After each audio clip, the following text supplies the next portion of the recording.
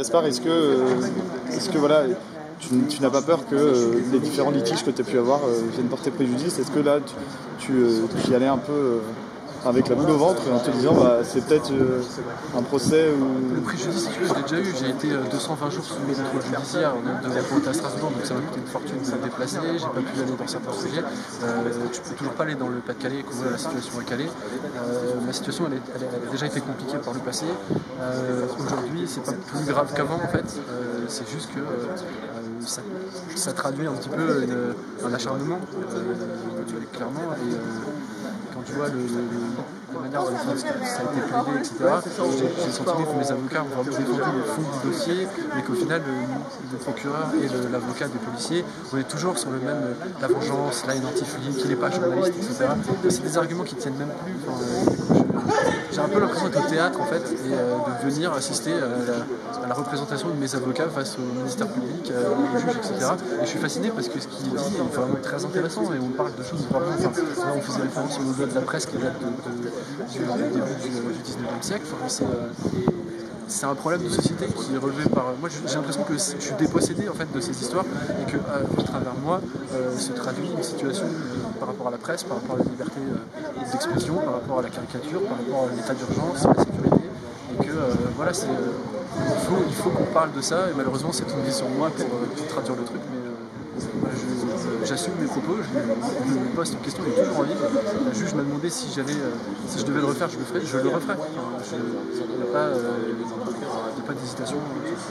Est-ce qu'on comprend aussi qu'il puisse y avoir du côté de la part des policiers un ressenti de leur côté, qu'ils puissent prendre ça à cœur justement, se dire... C'est pas la question qui peut poser, c'est pas le sujet. Me semble-t-il. Évidemment qu'on peut comprendre le ressentiment des policiers qui travaillent dans des conditions difficiles et qui sont souvent la cible d'accusation, parfois légitime, parfois moins. Dans l'occurrence, c'était pas le sujet. Là, le sujet, c'était simplement savoir si M. Blanc a fait un usage légitime ou pas de sa liberté d'expression, de sa liberté d'information. Les propos qui ont été tenus par Gaspard doivent être placés dans un contexte qui est celui des manifestations de Rennes, qui ont atteint un degré de violence sans précédent, des violences commises par les forces de l'ordre contre les journalistes. Ça, je ne comprends pas, c'est avéré, puisqu'il y a des plaintes qui sont en cours d'instruction pour l'inspection générale de la police nationale. Mais c'est également des propos qui doivent être placés dans le contexte d'une vie personnelle et professionnelle, une vie d'engagement, une vie de militantisme entièrement dédiée à cette question que M. Blanc développe à travers tous ses travaux de journaliste, qui est cette crise sociale que notre pays traverse depuis des années. Voilà ce dont parle Gaspard Léonce.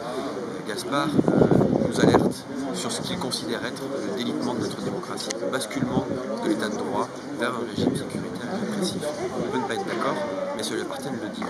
Et c'est en sa qualité de journaliste engagé qu'il ouvre là un débat. Et ses propos ne sont qu'une polémique politique. Et il a déjà été jugé 1 milliard de fois par les juridictions nationales et européennes que dans le cadre d'un débat d'intérêt général et d'un débat politique, on autorise une certaine dose d'outrance, de provocation, pour dire ce que l'on a à dire. Et encore heureux qu'on nous le permette.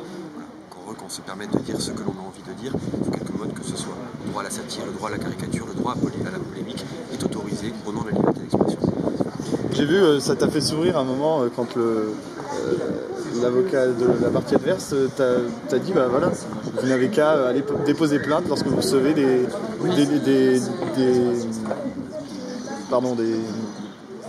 menaces de mort, des menaces de violence. C'est un peu la magie du tribunal, mais tu peux pas répondre directement. Et pourtant, des fois, ça donne vraiment envie. Je crois oui, on t'a vu vouloir répondre à plusieurs reprises. Parce qu'ils disent des choses qui sont fausses. Donc à un moment, t'as pas la parole, donc tu peux pas relever. Mais j'ai porté plainte 6 fois à l'IGPN, et pas pour des petites menaces ou des posts Facebook où j'ai eu un choc psychologique parce qu'on m'a comparé au nazisme. Non, j'ai été cloué au lit pendant 3 semaines à cause d'une loi de désencerclement. On m'a tiré dessus 5 fois au flashball. J'ai 6 plainte à l'IGPN pour des blessures sérieuses, duquel j'ai au minimum des preuves et quelque chose d'un médecin légiste. C'est-à-dire toutes les fois où j'ai pas porté plainte parce que j'avais pas de preuves. Toutes ces plaintes ont été classées sans suite. J'ai des trous, et je peux te les montrer, de cicatrices encore aujourd'hui qui datent de Nantes en 2012, etc. Voilà, moi j'ai pas eu justice. Je suis venu aujourd'hui, je fais encore confiance à la justice, sinon je ne serais pas déplacé. Mais voilà, il serait temps à un moment que tout le monde ait les mêmes droits, quoi. Avec un moment, autant les policiers ont des règles à respecter et aussi des droits, autant les journalistes ont des droits aussi, et à un moment, la liberté d'expression, ça ne s'arrête pas à la frontière d'un commissariat ou d'un checkpoint de police. La liberté de faire du journalisme, il y a des règles, c'est des règles qui sont anciennes, il y a des gens qui sont morts pour ça, ça a été cité. Il y a eu des conflits très forts par rapport à ça, et peut-être que dans une société qui se tend au niveau des extrêmes, etc., ça fait du bien de temps en temps de rappeler un peu les fondamentaux. Voilà, et encore une fois, je me sens un peu tout petit là-dedans, parce que je suis pas, j'ai rien à voir avec Jean Jaurès ou Léon Blum, et ça me fait bizarre qu'on cite ça à mon procès. Mais c'est un honneur, mais c'est grave qu'on en arrive là, en fait. Enfin, on ne devrait pas avoir à discuter de ça, en fait. On ne devrait pas avoir à se demander est-ce qu'un journaliste peut dire quelque chose ou pas, etc. Si je les avais traités de bande de nazis ou de SS, évidemment que ce serait logique que je sois là. Là, à un moment, voilà, il y a eu ce qui m'a fait sourire, en fait, c'est que il y a une espèce de manipulation constante du droit par les forces de police ou parfois la justice pour arranger les choses. Pourquoi est-ce qu'aujourd'hui je suis sous contrôle judiciaire? C'est pas parce que je suis un dangereux terroriste, c'est parce qu'il faut que je n'aille pas dans le Pas-de-Calais. Aujourd'hui, j'ai toujours pas le droit d'y aller. Depuis que j'ai été mis en garde à vue 25 heures, je n'ai pas le droit d'y aller. Pourquoi? Parce que l'État veut dire il n'y a plus de migrants.